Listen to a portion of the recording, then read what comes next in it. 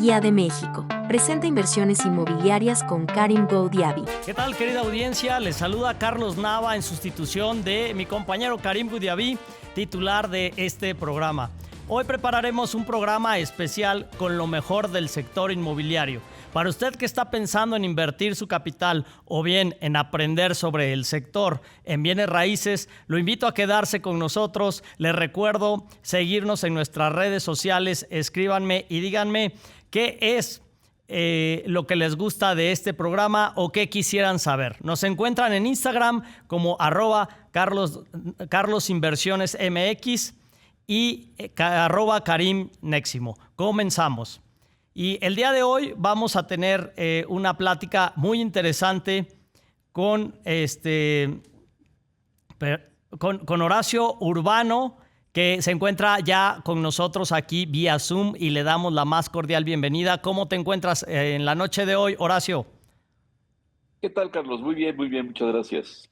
Oye, Horacio, bueno, pues traemos un tema preparado muy interesante para hablar sobre la vivienda. Cuéntanos un poquito más de todos estos planes que están saliendo el día de hoy o cómo han estado evolucionando. Cuéntanos más al respecto, de favor. Pues mira, la verdad es que desde que la presidenta Claudia Sheinbaum andaba en campaña, uno de sus temas de la estrategia de su plan de gobierno, de su plataforma política en ese momento, era dar prioridad a la política de vivienda. Y esta prioridad siempre habló de construir 1 millón de viviendas y de impulsar esta idea del presidente López Obrador, que era que el gobierno volviera a construir a través del Infonavit y de la Conavio.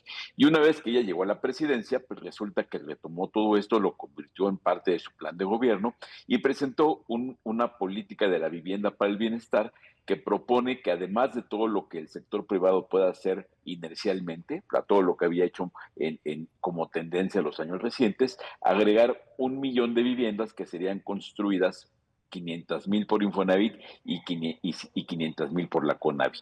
Y ya unos meses después, pues esto también se fue consolidando al grado de que se actualizaron los números con la propuesta de que el Infonavit llegue a 600,000, la Conavio y las 500 originalmente planteadas, y en eso estamos y todavía en espera de que una vez que el FOVISSSTE, que está en el proceso de tener la actualización normativa que le permita construir, permita decir cuántas viviendas podría comprometerse a construir a su vez en el sexenio, que si vamos en proporción de lo que pueda ser el Infonavit, que es su hermano mayor, digamos que quizá el FOVISSSTE podría agregar unas 100,000 viviendas más, de tal forma que pensemos que la política sexenal de vivienda pretenda la construcción de 1,200,000 viviendas. Por ahí debiera estar la cosa, Carlos.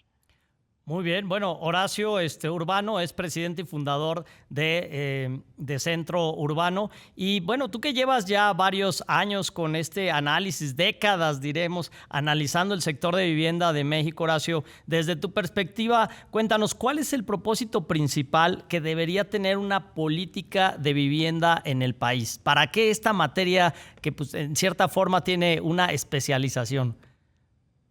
Pues mira, yo creo que la política de vivienda es parte de la estrategia de justicia social que debe tener un país. Pero si me preguntáramos cuál debiera ser el sí o sí de una política de vivienda, tendría que ser generar bienestar para la población. Bienestar, obviamente para todos los beneficiados directamente por la política de vivienda, pero bienestar también para todos los que vivimos en las ciudades, en los barrios donde se construyen y financian las viviendas. Entonces, me parece que la respuesta fácil tendría que ser que una política de vivienda tiene que servir para generar calidad de vida y oportunidades para los mexicanos.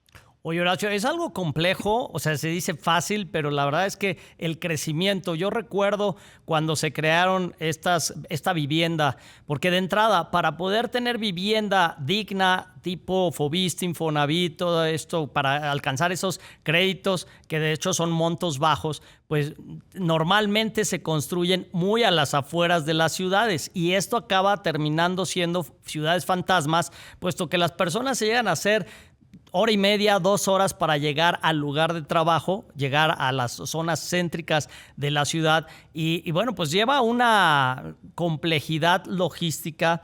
Coméntanos qué debe de garantizar una buena política de vivienda en términos de acceso, ubicación, calidad y precio, porque no creo que sea nada más encontré un terreno aquí de buen tamaño y voy a construir 300 casas para o casitas, ¿no? Para poder, dicho de una manera con el presupuesto para poder satisfacer este déficit que nos comentas, ¿no?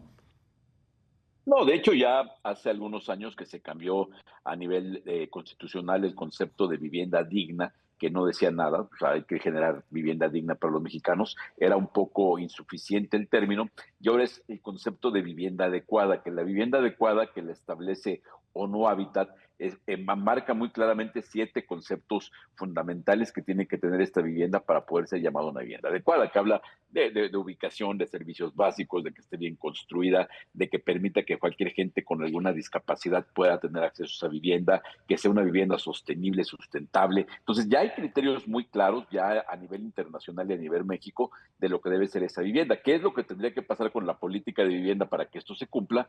Que los gobiernos hagan su parte, ese es un reto fundamental, que los gobiernos hagan su parte de crear las condiciones normativas, sobre todo en términos de planeación urbana, que permitan que esa política de vivienda genere esta calidad de las viviendas de las que estamos hablando, ¿no? Me parece que eso es fundamental, que la política de vivienda genere antes que nada un acceso al suelo y a las infraestructuras básicas de ciudad. Entonces, el tema es no permitir que la vivienda se haga donde se pueda, donde haya suelo barato, sino la que vivienda se haga donde se debe, donde debe estar para que así es donde esté la demanda de la gente, es donde están las infraestructuras urbanas, cerca de las escuelas, cerca de los comercios, cerca de los parques, del sistema de transporte. Entonces, me parece que el cambio fundamental de la política de vivienda es dejar de limitarse únicamente al término vivienda para hablar del concepto de hábitat, que es mucho más amplio, que nos habla de las 4 paredes más el contexto en el que están estas viviendas, para que esa vivienda sea socialmente eficiente y sea lo que cada familia necesita. Porque ciertamente, vaya, si bien es cierto que ahora que se puso tan de moda el tema de las viviendas abandonadas, con esto que pasó con el Infonavit hace unos días, pues no es que todas las viviendas que se hayan construido mal, tampoco es que todas las viviendas que se abandonaron hayan sido abandonadas por la lejanía, porque ciertamente hay gente que vive en aquellas regiones de las ciudades donde se hizo esta vivienda periférica. Que esta vivienda periférica no debió haberse hecho, quizá.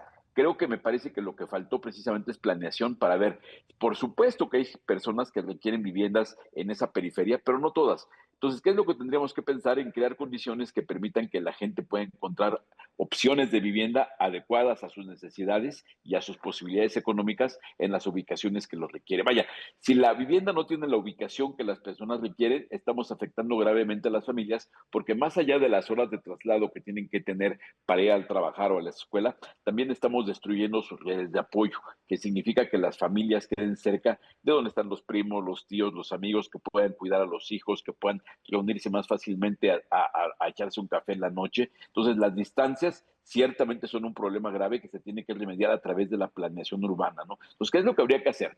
Habría que pensar que es precisamente el objetivo de esta vivienda del bienestar, que haya vivienda para todos los segmentos de población y que si hay segmentos donde el sector privado no puede entrar porque es muy caro, como es el caso de la vivienda económica, pues ni hablar, que el gobierno le meta las manitas y se meta, como está pasando con esta intención del gobierno, se meta a financiar la construcción para que pueda haber viviendas para todos los segmentos, idealmente en las ubicaciones que se requiere. No es fácil y no es fácil en lo inmediato porque hay que transformar todos los modelos de planeación urbana de las ciudades. Hay que hacer muchas cosas, pero la meta debe ser esa, que las viviendas se hagan donde se necesita y no donde es fácil y barato hacerlas. Oye, Horacio, y comentabas que se está haciendo ya, se está trabajando con el nuevo plan de vivienda.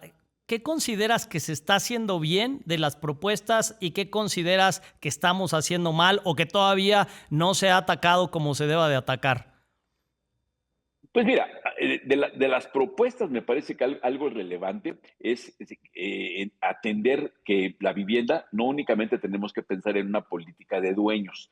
No todos los mexicanos debieran ser dueños de su vivienda por muchas cosas, ¿eh? Porque muchos ni siquiera quieren, no quieren porque su plan de movilidad personal ya no es así, porque los jóvenes a lo mejor se imaginan migrando dentro de la misma ciudad o migrando en el país o migrando al extranjero.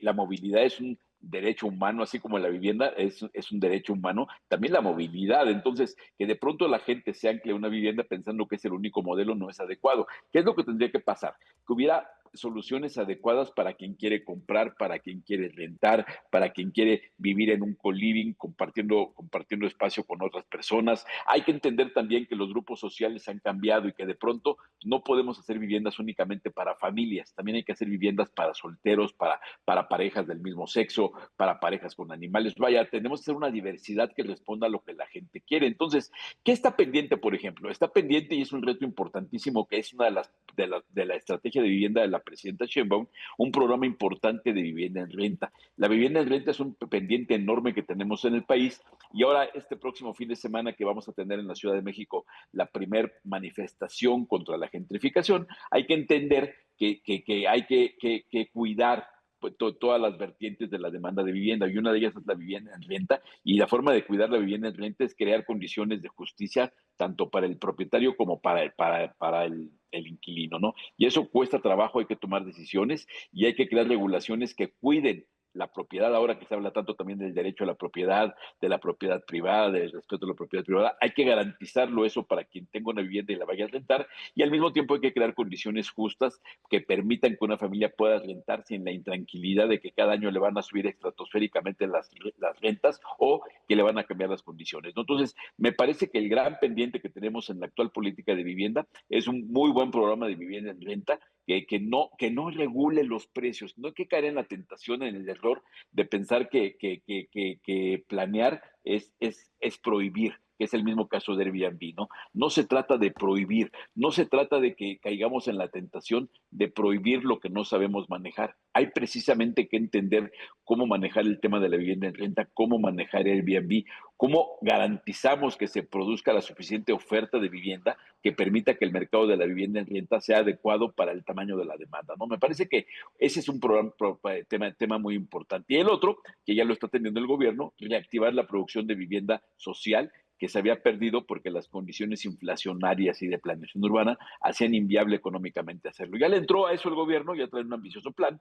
Te preguntabas que cómo iba el programa de vivienda de la presidenta. Pues bueno, recientemente anunciaron que la intención es cerrar este año con al menos 400,000 viviendas en análisis y con al menos, en el caso de Infonavit, con 200,000 viviendas formalizadas en contratos ya para la construcción, ¿no? Entonces, me parece que va arrancando bien el programa, me parece que va arrancando sólido. Hay que tener muy en cuenta que a fin de cuentas lleva 8 meses en el gobierno, entonces no, tampoco es que los resultados, me parece que se están dando a un paso aceptable, a un paso sensato. Son cambios muy complejos, ya veíamos todo esto que salió la semana pasada del tema de que si las viviendas invadidas podían ser ocupadas, podían ser vendidas a los que las invadieron. O sea, hay muchos temas en análisis y todas las mil pelotas están al mismo tiempo sobre la mesa. Hay que ir tocando base con cada una para darle soluciones, ¿no?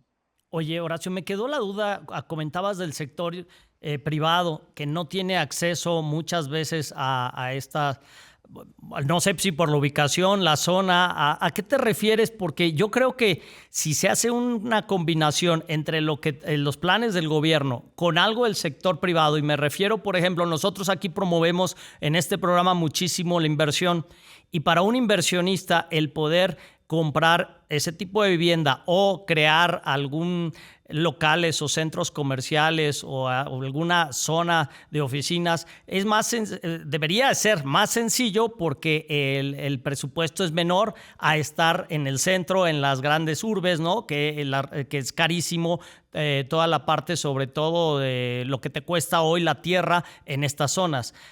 ¿A qué te refieres con que el sector privado no tiene acceso? ¿Y tú crees que se pudiera también hacer algún plan entre inversionistas de tal vez nivel medio, que puedan ellos entre varios como cooperar para, o más bien dicho, sumar esfuerzos para generar esas condiciones comerciales o industriales o de oficinas para que se vaya generando una como pequeña ciudad sustentable en esta misma zona?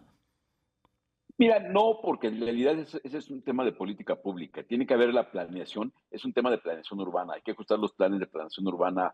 Es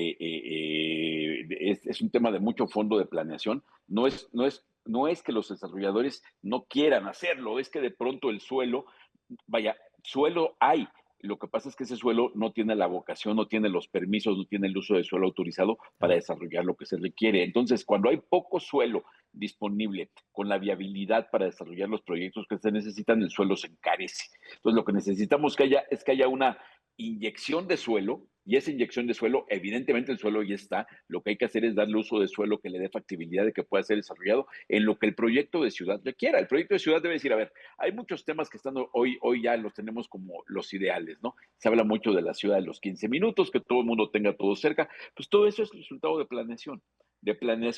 inversión en infraestructura, y si las condiciones de la planeación existen, el sector privado ahí está para entrarle. O sea, el sector privado tiene que estar trabajando de la mano con el gobierno para estar muy atento a los cambios que se vayan dando, a las tendencias. Se han dicho muchas cosas muy positivas en el discurso de los planes urbanos, ahora falta que esas tendencias se hagan realidad, y el sector privado, no me cabe duda que ahí va a estar, siempre ha estado ahí para dar respuesta, ¿no? Me parece que lo que hay que hacer es que estar muy atento con los cambios, presionar los cambios, sobre todo en materia de uso de suelo, me parece, cambios que tienen que ver también en algunos casos con reglamentos de construcción, pero el tema es normativo. O sea, en este momento, si los desarrolladores quisieran hacer vivienda de interés social en el centro, el problema está que como no hay usos de suelo, el suelo disponible es demasiado caro y lo saca del mercado, ¿no? Igual con muchas de las cosas que la política y los ideales establece. Por ejemplo, se habla mucho de proyectos de usos mixtos. Lo que pasa es que esos proyectos de usos mixtos tan deseables, donde en plantas bajas sean comercio, plantas bajas activas con comercio,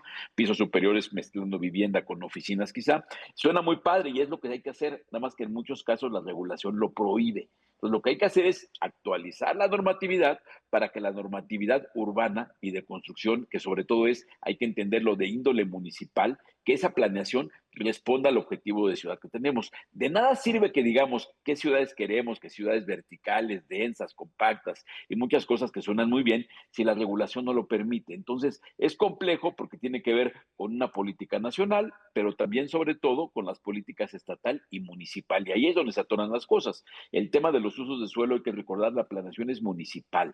Entonces, la presidenta Sheinbaum pueda tener toda la mejor voluntad con su política de vivienda, pero si los gobiernos y los municipios no se ponen en línea, tanto en la parte de gobierno como sus órganos legislativos, pues esto no va a avanzar. De hecho, ahora que está trabajando tan intensamente con esto de las 400,000 viviendas que están revisando y las 200,000 que esperan contratar este año, el principal reto es que salgan los permisos, que el tema de los permisos, eso es otro tema, ¿no? Se puede tardar hasta 5 años tener los permisos de construcción de un proyecto, y eso, además de que es ilógico, pues mata la viabilidad de los proyectos, sobre todo cuando estamos intentando que salgan proyectos. Vaya, el tema es que se pueda hacer vivienda económica en buenas ubicaciones, y para eso se requiere que el impacto del suelo y de la regulación no sean el costo que mata estos proyectos, ¿no? Sí, que se oye sencillo, pero la realidad es que también hay ciudades donde la escasez de los servicios no es tan sencillo, ¿no? Luz, agua, toda esta parte, incluyendo, por ejemplo, pensando en la Ciudad de México, que tienes movimientos de temblores y eso, no puedes agarrar y decir, vamos a hacer todo vertical, tienes que tener demasiado cuidado, y ya hemos pasado por casos en el pasado, ¿no? Y Horacio, cuéntame, ¿qué papel juegan hoy en día las instituciones como Foviste, Infonavit y la banca en general? ¿Se están alineando a esta visión o cómo están apoyando o soportando esta política de vivienda? Mira, la política de vivienda de la presidenta fundamentalmente la están apoyando Infonavit y Foviste y la CONAVI, fundamentalmente. Los bancos participan poco porque ahora que Infonavit es el que va a financiar la construcción, los bancos ni siquiera tienen que financiar la construcción.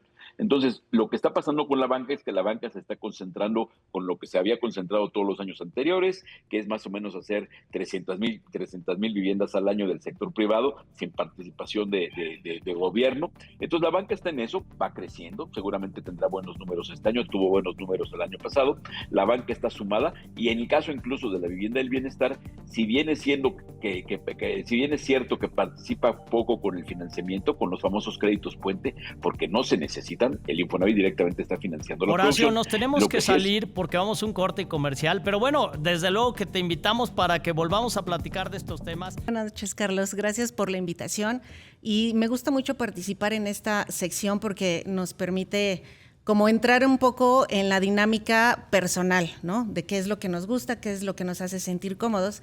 Y en específico sobre este debate sobre invertir en un mercado estable con crecimiento lento o en un mercado emergente con mayor riesgo, pero un retorno potencial o más interesante, pues yo creo que esta decisión se debe plantear desde el inicio.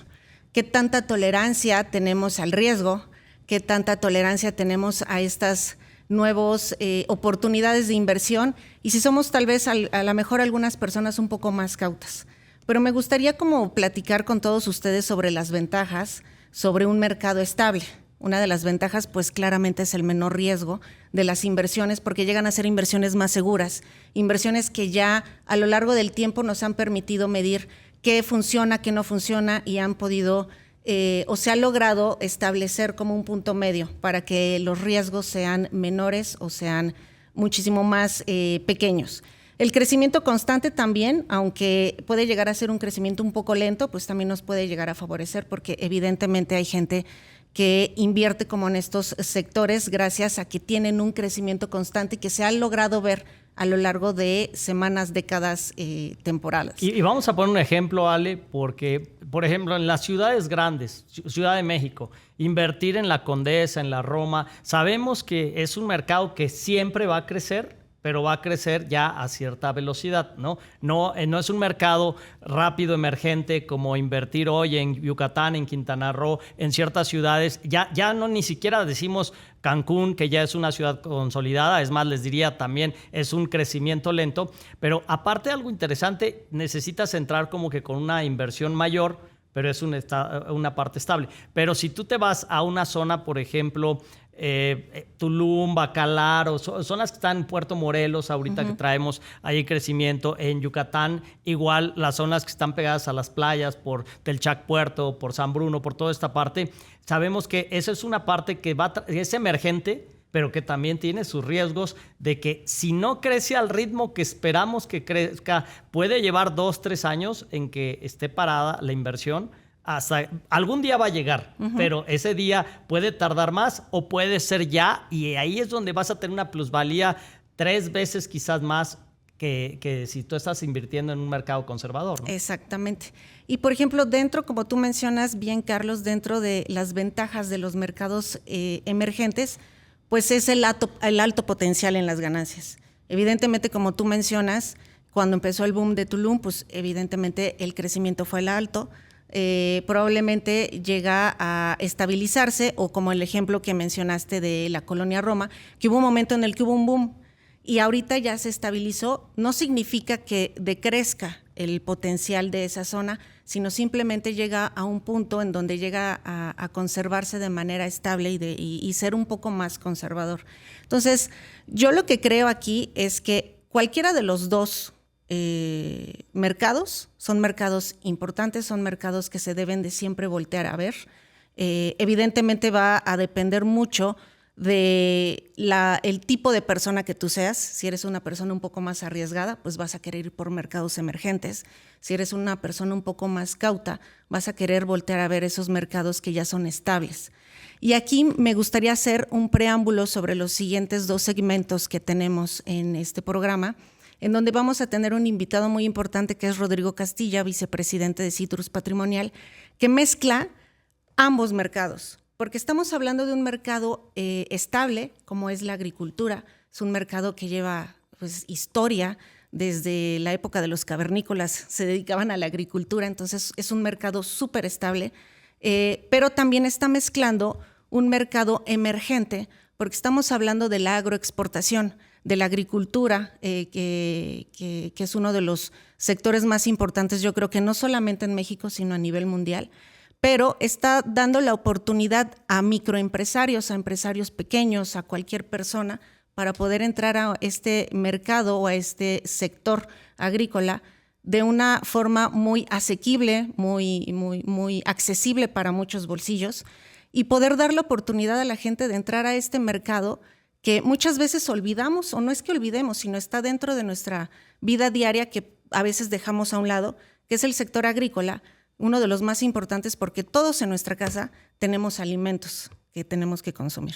Ahora, regresando al tema entre qué prefieres de los dos, es importante yo siempre hablo del perfil del inversionista. Como bien comentabas al principio, tal vez una persona que empieza a invertir joven, pues va a decir, ok, vámonos por mercados emergentes. Además, no va a tener la paciencia. La tierra es paciencia, ¿no? Tú compra y deja que la tierra, que el tiempo haga su labor para que se incremente el valor de la tierra. Una persona que es pues más joven va a decir, no, se impacienta, que si lo compra también en 10 años igual y tú ya tienes los resultados, 15 años, pero una persona más joven no tiene esa paciencia. Ahora, a una familia, una persona que ya tiene una familia, esposa, hijos, no puede arriesgar tanto a decir, híjole, lo compro ahorita y si no se da, porque tal vez inclusive, yo les he dicho, qué mejor, en lugar de tener una edubeca, ¿no? ¿Por qué no compras un terreno con la plusvalía que te da o un proyecto productivo como el que estás hablando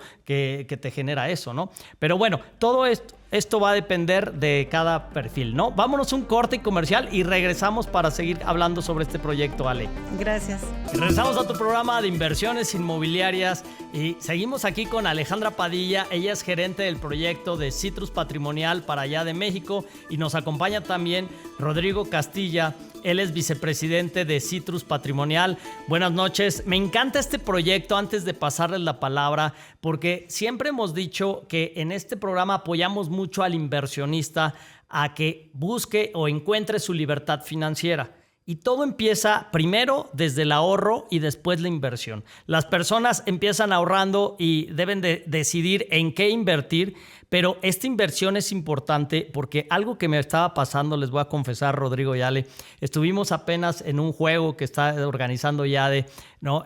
Con Andrés Muñoz, que también ha estado por acá, un juego que trae Allen Hernández, que también ha estado aquí en el programa, y es un juego como el de Cash Flow de Robert Kiyosaki, donde aprendí una cosa, estoy invirtiendo casi siempre en propiedades, en terrenos, donde traen una alta plusvalía.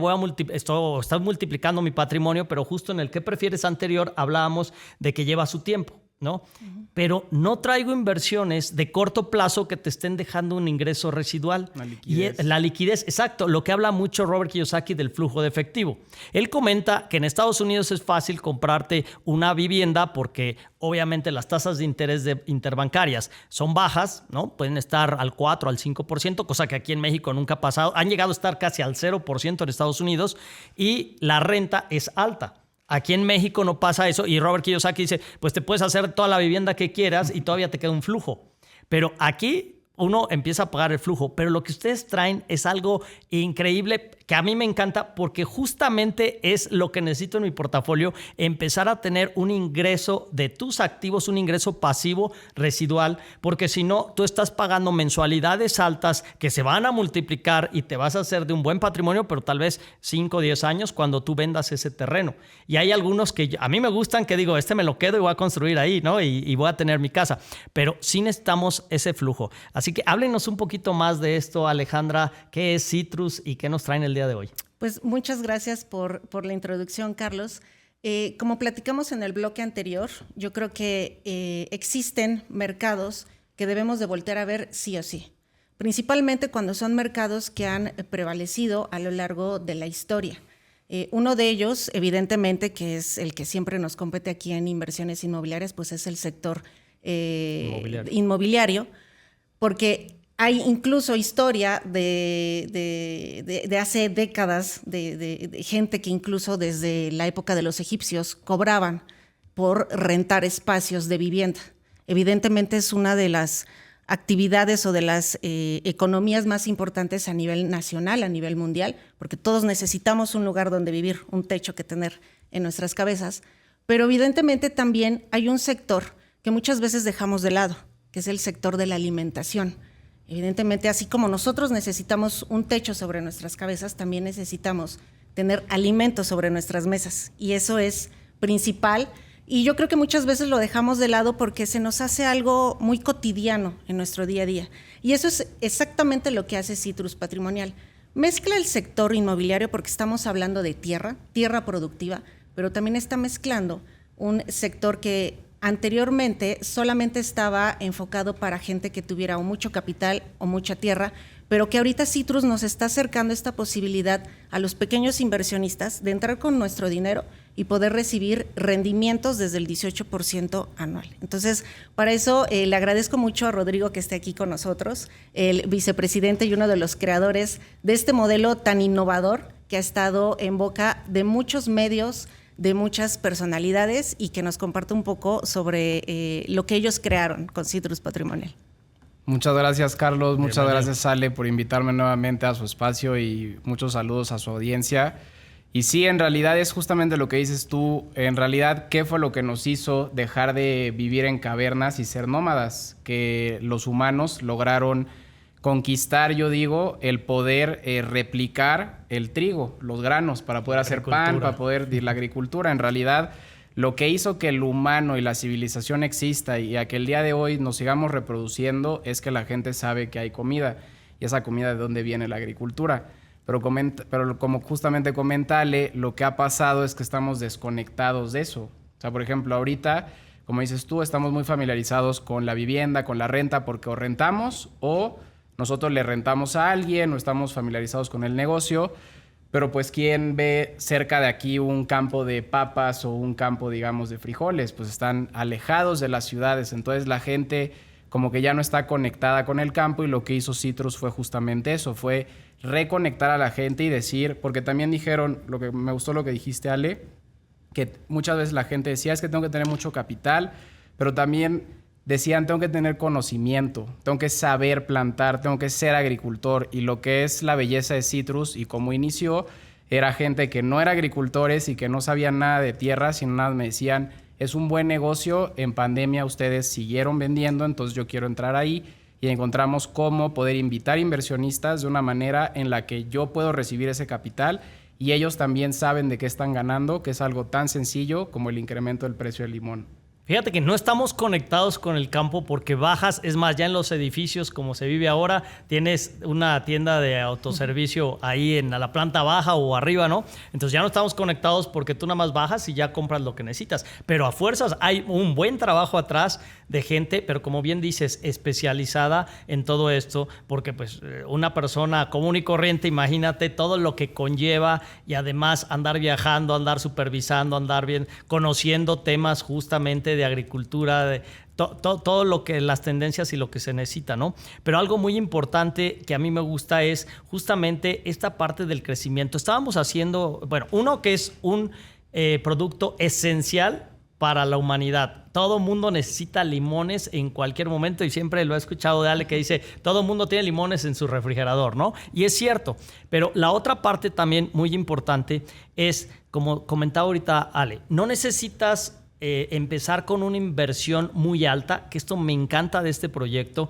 porque si tú quieres invertir en una ciudad como Monterrey, México, Guadalajara, pues tienes que empezar comprando un departamento de 2,5 millones, bajita la mano, ¿no? Para que te dé una capitalización de renta de 4.5. Y cuando empecé a platicar con Ale antes de que arrancaran con el proyecto, fue de las primeras preguntas que le dije, bueno, ¿cuánto me da de rendimiento este proyecto para saber qué tan rentable es comparado con un departamento? Cuéntanos este estudio, Ale, ¿qué ha resultado? A mí me gusta siempre compartir como este análisis con todos mis clientes inversionistas, pero en la mayor, como que el costo promedio de una propiedad promedio en muchas entidades de la República puede ser desde 1,5 millones hasta 1,700,000 pesos.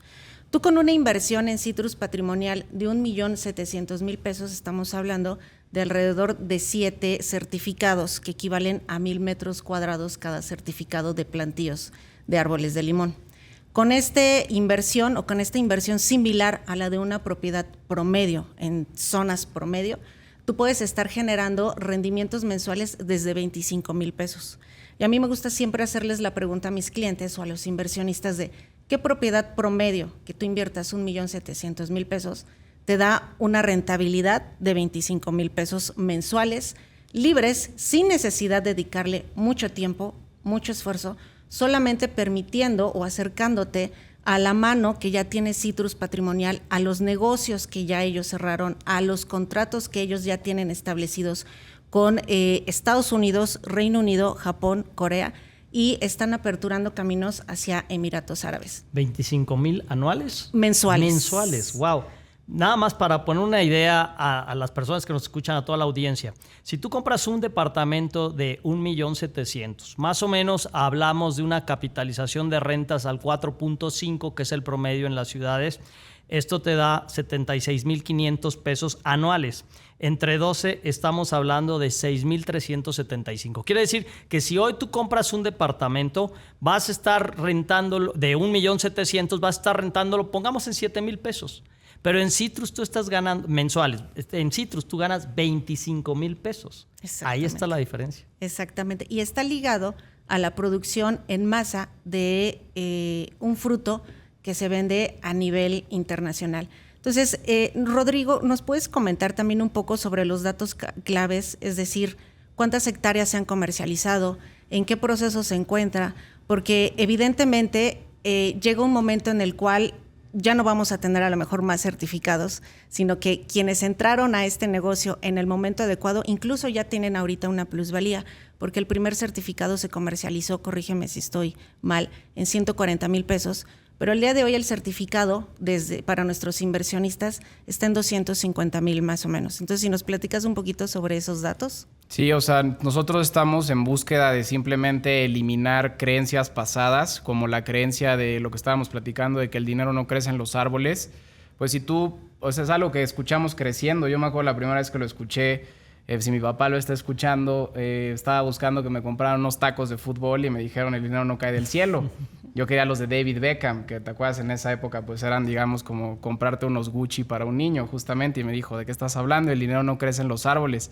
Y por eso elegimos esa frase justamente en Citrus, porque pues nosotros, todo el dinero que viene de la empresa viene de un árbol. Entonces pues claro que el dinero crece de un árbol. Si esa fruta sale de un árbol y luego la transformas en dinero, estamos simplemente buscando eliminar esos paradigmas. Y lo mismo que dices tú, nuestro lema también es la democratización de la inversión al campo. ¿Por qué?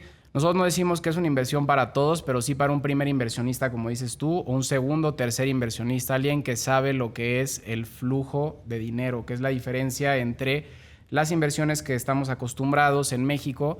Lo único que hizo Citrus fue ofrecer una inversión diferente. No es que seamos mejor o que seamos peor que ninguna, sino simplemente somos diferentes. Por ejemplo, ¿ustedes tienen inversiones en plantíos de jalapeño o de mango? No, yo tampoco. ¿Por qué? Porque no existen otros citrus de, ya sabes, jalapeño, etcétera. Oye, Rodrigo, nos vamos a tener que ir a un corte comercial y regresamos para seguir platicando de esto. Pero bueno, va a venir un webinar. Hablamos después del corte para que tomen notas sobre lo que vamos a tener. Vamos a un corte comercial y regresamos. Y regresamos a tu programa de inversiones inmobiliarias. Y bueno, estoy con Alejandra Padilla, gerente del proyecto de Citrus Patrimonial por Ya de México, y Rodrigo Castilla, vicepresidente de Citrus Patrimonial. Estábamos hablando de algo muy interesante el bloque anterior.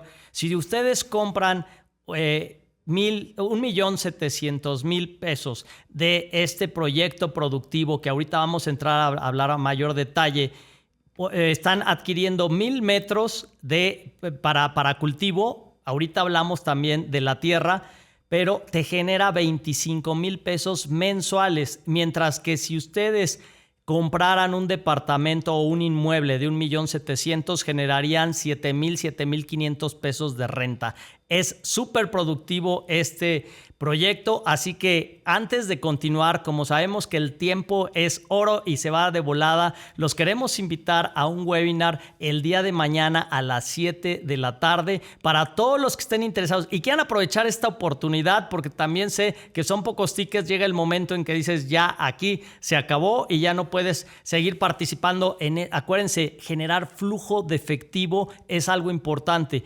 Te va a dar 3 veces más que una renta. Así que todos los que estén interesados, mándenos un WhatsApp al 56 33 12 13 14 o escaneen el QR que aparece aquí en pantalla. Les repito, 56 33 12 13 14. Si hoy escuchaste esto muy rápido, no te preocupes porque el día de mañana vas a tener a Alejandra Padilla y a Rodrigo Castilla en este webinar donde te van a explicar a detalle, sin la premura del tiempo que nos da el radio. Vas a tenerlos ahí y al final también les puedes hacer todas las preguntas que quieras. Lo único que tienes que hacer es mándanos un WhatsApp que diga Citrus con C, Citrus de cítrico, Citrus, que aquí veo que Ale también trae ya a la mascota, al 56 33 12 13 14. Ale, cuéntanos, no están vendiendo tierra, es un proyecto.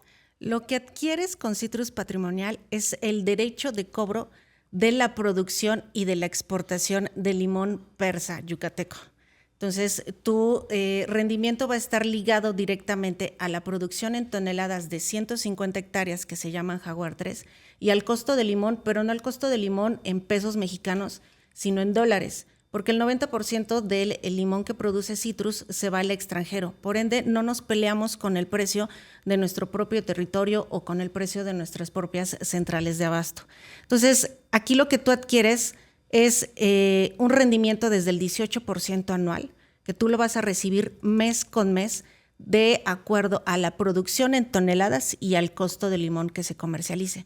Le pido por favor a Rodrigo que nos platique un poco más sobre el negocio que él junto con todo su equipo creó para que podamos invitar a toda nuestra audiencia a este webinar, esta plática Zoom que vamos a tener el día de mañana, donde les vamos a compartir este y muchos más detalles de cómo pueden entrar al negocio de la agroexportación.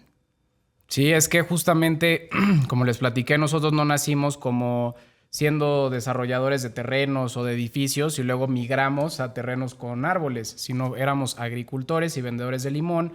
Y la gente nos dijo eso: yo no quiero que me vendas terreno, ¿qué hago? ¿Qué voy a hacer con un terreno a la mitad de la nada? Me decían, lo que a mí me interesa es la frase que me dijo mi tío y nunca se me va a olvidar, la verdadera carnita, que es la exportación, que es la comercialización de este producto en dólares, porque como nosotros solo tenemos nicho de exportación, la gente dijo, yo solo quiero de lo que se gane de vender el limón, no me interesa el terreno. Entonces de ahí nació el certificado de plantación.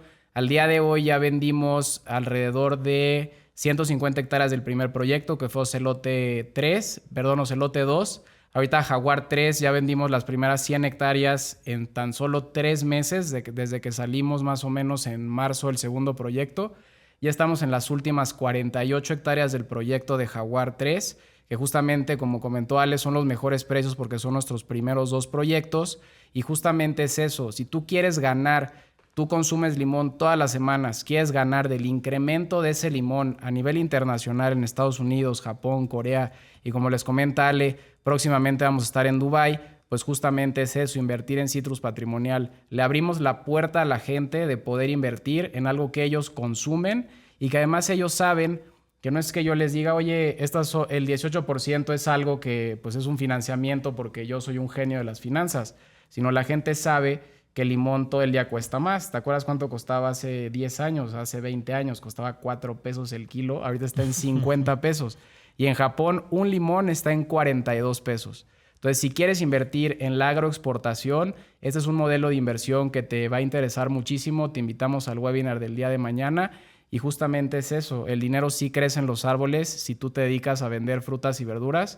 Y lo que nos hace únicos en México y el único proyecto que te apalanca la comercialización es que nos enfocamos en eso.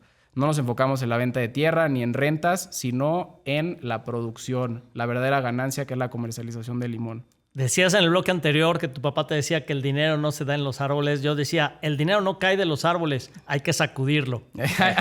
Nada más le modifique tantito. Exacto, hay que podarlo. Y es muy claro, ¿no? Sí, Entonces, sí. A todas las personas que nos están escuchando, mándenos un mensaje, un WhatsApp al 56 33 12 13 14. ¿Quieren aprender que el dinero caiga de los árboles? Sacúdanlo, nada más mandándonos este mensaje y van a ver unos rendimientos interesantes. Mañana van a estar en un webinar completamente en vivo por Zoom. De cualquier parte que te conectes los vas a escuchar jueves a las 7. Lo único que tienes que hacer es escanear el QR que aparece en pantalla o bien enviarnos un mensaje al 56 33 12 13 14. Ale, nos queda medio minuto, resumamos. Todavía tenemos un minuto más. Perfecto. Coméntanos un poquito más de Citrus. La inversión inicial es de 250,000 pesos, que equivale a un certificado de un fideicomiso, que esta inversión está avalada por un fideicomiso. Este certificado equivale a 1,000 metros cuadrados. Si hacemos la conversión de las 150 hectáreas que estamos hablando de Jaguar 3, solamente se pueden comercializar 1,500 certificados. En realidad, en el momento en el que se venda el certificado 1,500, esta inversión quedará cerrada para garantizar la no sobreventa del modelo de negocio, para que nuestros inversionistas siempre reciban el rendimiento adecuado. La famosa burbuja. Exactamente. La inversión es de 250,000 pesos, con una inversión inicial que es el enganche del 30%, y de ahí son 48 meses de financiamiento directamente con el fideicomiso. El dinero de nuestros inversionistas no entra a cuentas de Citrus Patrimonial, sino que hay directamente un fideicomiso que tiene 2 bloqueos, es decir, nunca el dinero no va a estar dentro de manos de los inversionistas, de los socios, de los CEOs, sino que va a ser respaldado y cuidado por el fideicomiso, y vamos a tener total apertura y transparencia con nuestros inversionistas para que tengan certeza de que su inversión va a ser utilizada únicamente para lo cual fue creado el fideicomiso, que es la producción y la exportación del limón persa yucateco o el oro verde de Citrus Patrimonial. Pues muchísimas gracias, gracias Rodrigo Castilla, gracias Alejandra Padilla. Ya escucharon, solo mándenos un mensaje al 56 33 12 13 14. Inicias desde 250,000, pero con el 30% no tienes que poner los 250,000 completo, y con eso empiezas el enganche y vas a tener ingresos residuales mucho mayor que cualquier renta en cualquier lado. Así que escanea el QR y te esperamos el día de mañana a las 7 de la noche. Van a estar ellos hablándoles con mayor detalle de este gran proyecto donde vas a tener ingresos residuales. Agradecemos también a toda nuestra audiencia por habernos acompañado en esta emisión. No olviden escucharnos de lunes, martes, miércoles y viernes de 9 a 10. Los jueves estamos 2 horas de 9 a 11 y los sábados y domingo de 2 a 4 de la tarde por Imagen Radio y por Imagen TV Multicast. Hasta la próxima. Soy Karim Goudiaby y te quiero agradecer por haber visto un nuevo episodio del programa de inversiones inmobiliarias por Imagen Radio. Te recuerdo que estamos al aire cada jueves a las 9 de la noche y cada sábado de las 2 a las 4 de la tarde. Si te ha gustado este episodio, te invito a suscribirte a nuestro canal y a activar la campanita para poder recibir nuestras próximas notificaciones. Cada semana presentamos joyas de inversión e invitamos también a los expertos del sector inmobiliario. Mi objetivo es que tú entiendas de manera precisa cómo invertir de manera inteligente y segura en el sector inmobiliario. Gracias por tu participación y no olvides suscríbete al canal y activa la campanita.